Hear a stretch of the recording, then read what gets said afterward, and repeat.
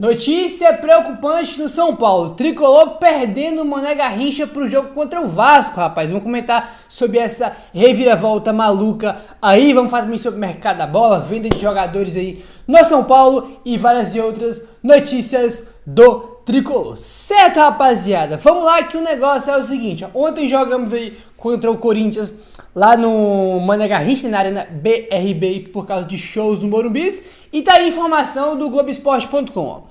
São Paulo vai trocar o gramado do Morumbi logo após os shows entre o dia 4 e o dia 13 de outubro. A equipe vai voltar a jogar no estádio apenas na 33ª rodada do Campeonato Brasileiro contra o Atlético Paranaense, marcado para o dia 13 de novembro. Os shows fazem parte de um acordo que tem com a Live Nation, né, que é um contrato aí de 60 milhões de reais aí por 5 anos, se eu não estou enganado, que é esse acordo aí São Paulo com a Live Nation.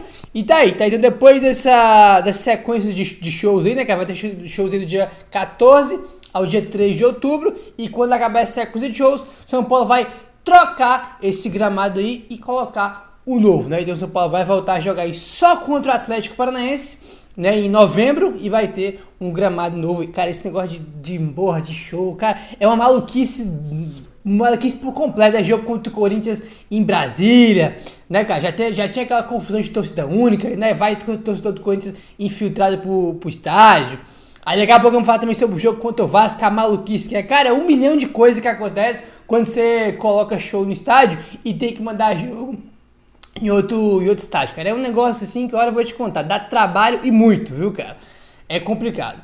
Olha aí, rapaziada, Jamal Lewis ficou fazendo exercício sozinho no gramado após a vitória no Majestoso contra o Corinthians, né, cara? Não é a primeira vez que ele faz isso, não, né? Já teve outros jogos também. Não sei se foi contra o Cruzeiro, né? Que ele até entrou foi a estreia dele contra o Cruzeiro, né? Mas teve outro jogo já também que quando acaba o jogo ele fica sozinho lá no gramado fazendo exercícios. Ele jogou muito pouco ainda, entrou ali um pouquinho contra o Cruzeiro, né? Tomar aquele drible lá do Matheus Henrique, né? Que a galera ficou falando, ó, esse cara aí, não sei não, mas evidentemente que o recorte é bem pequeno. Contra o Corinthians ele até entrou bem ontem, pô, fez uma boa jogada do lado esquerdo. Óbvio que a gente tava com 2 a mais quando ele entrou, pô, tem que ressaltar, né? Mas ontem ele não entrou mal não, mas a gente tem que ver ele com mais tempo. Ele tem que ganhar mais minutos pra gente poder ter uma avaliação aí maior sobre o Jamal Lewis, tá bom?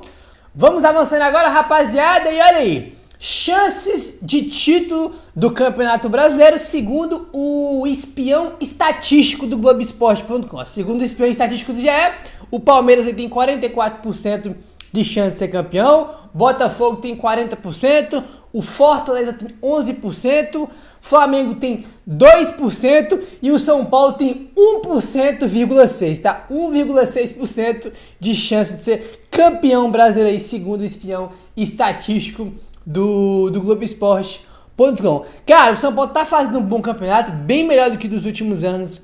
Aí eu não acredito em título, óbvio, né? Tá muito, falta 10 rodadas só pro campeonato acabar. Aí o São Paulo tá quantos pontos do Botafogo? 9, 8, alguma coisa assim, né? Ou é 10, enfim, tem uma distância grande aí. Cara, o São Paulo teve alguns vacilos, né? Teve aquele jogo contra o Juventude lá no Mané Garrincha em Brasília, que era pra ter ganho aquele jogo, né? Teve o jogo contra o Cuiabá que a gente perdeu em casa no Morumbi, foi a primeira derrota dos Boiadias no São Paulo. Então são jogos ali, cara, de que se você vence, você poderia estar brigando pelo título. Teve vários erros de arbitragem também, né? Isso é verdade.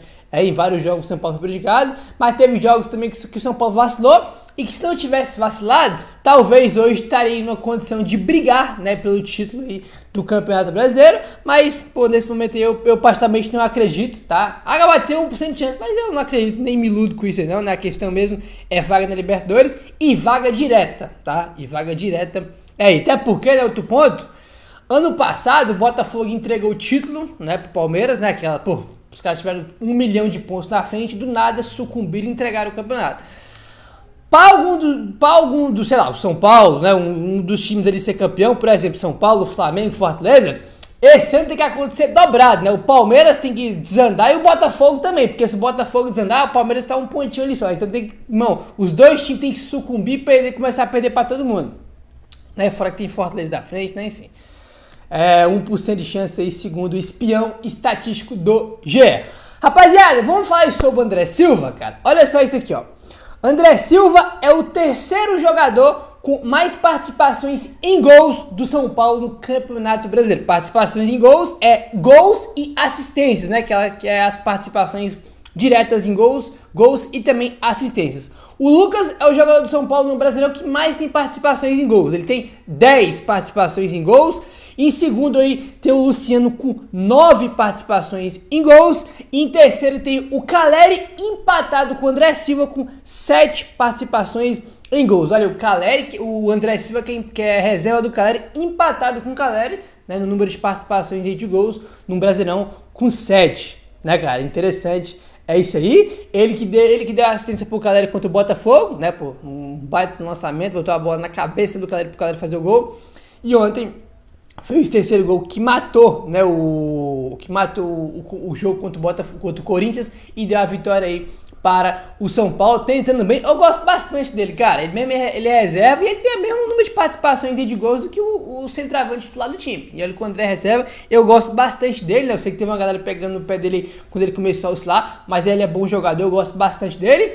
E assim, ó, vou falar mais ainda. Os jogos que o André Silva melhor jogou no São Paulo foi no começo que ele chegou e que ele jogava muito pelos lados do campo. Né, contra o Botafogo de Iguaçu, no primeiro jogo do Zubeldia ele jogou bem pra caramba, contra o Atlético Goianiense, que foi com o Milton Cruz, ele jogou bem pra caramba, e todos os jogos fora da área, que ele tava jogando fora da área, com liberdade ali, né, então acho que é um jogador que eu acho que quando ele tá jogando dentro da área, acho que ele se limita muito, ele pode fazer bem mais do que ficar só dentro da área, pode jogar ele o Caleri, ele pode jogar do lado direito, do lado esquerdo, como ele já jogou várias vezes, assim quando ele chegou no São Paulo, né, e no começo do Zubeldia, o Zubeldia utilizou ele em vários jogos, pelos lados do campo, ali como segundo atacante, né, cara, atrás do Caleri. Acho que só o centroavante é pouco pra ele, porque acho que ele pode jogar melhor ainda, estando mais fora da área. E só você olhar os jogos, cara, os melhores jogos do André Silva no São Paulo foi com ele jogando fora da área. Aí, tá bom? Olha só, rapaziada, desde que voltou ao São Paulo em 2023, Lucas Moura segue invicto contra o Corinthians. Em 5 jogos foram 4 vitórias e 1 empate. Além de ter marcado 3 gols contra o rival. Então tá aí, ó. O Lucas, desde que voltou pro São Paulo ano passado, 5 jogos contra o Corinthians. O São Paulo ganhou 4, né, cara? Ele fez 3 gols ainda aí pelo São Paulo, né? Ano passado teve o jogo da Copa do Brasil, que a gente venceu por 2-0 e foi pra final. Que ele faz um gol, joga pra cacete. Aí teve o jogo do Brasileirão, né? No Morumbi também, que a gente vence por 2-1 de virada. Com 2 gols do Caleri, né, 2 vitórias ano passado. Esse ano quebramos o tabu lá, e essa vitória agora de ontem, então são 4 vitórias, e o empate foi no primeiro turno do Brasileirão, que foi aquele 2-2, onde ele jogou pra cacete também, né, que ele fez um golaço, o primeiro gol do São Paulo, foi um baita de um golaço, lá que ele faz a tabela, acho que com o Caleri, né, foi um golaço espetacular que ele fez contra o Corinthians. Aí, tá bom? Vamos avançando agora, rapaziada, olha aí. O zagueiro equatoriano Arboleda entrou para a lista dos 10 maiores artilheiros estrangeiros do São Paulo, com gol marcado contra o Corinthians neste domingo em Brasília. Foi o 20º gol dele com a camisa do São Paulo, tá? Ele está no clube desde 2017 e se igualou ao meia peruano Cueva. Meu Deus, quem lembra do Cueva? O Cueva, tecnicamente, ele sempre foi bom jogador, muito bom jogador, tecnicamente decente. É aquele jogador descompromissado, né? Ganhou legal, ia lá pra data FIFA com a seleção do Peru, muitas vezes nem voltava, né? Atrasava aí pra poder voltar, né? Aquele jogador que, caralho, enfim...